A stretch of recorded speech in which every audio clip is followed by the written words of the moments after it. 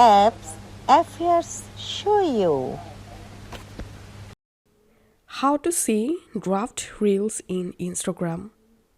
Follow these easy steps to find all of your draft reels in Instagram. And the process will be similar for Android and iPhone users. First of all, let's make a draft reel. So I'm going to tapping on this plus icon, selecting reel and capturing a dummy reel footage, tapping on next, and to save the reel in draft, tapping on save draft. Okay, I've successfully saved the reel in my draft. And here's how to find all of your draft reels.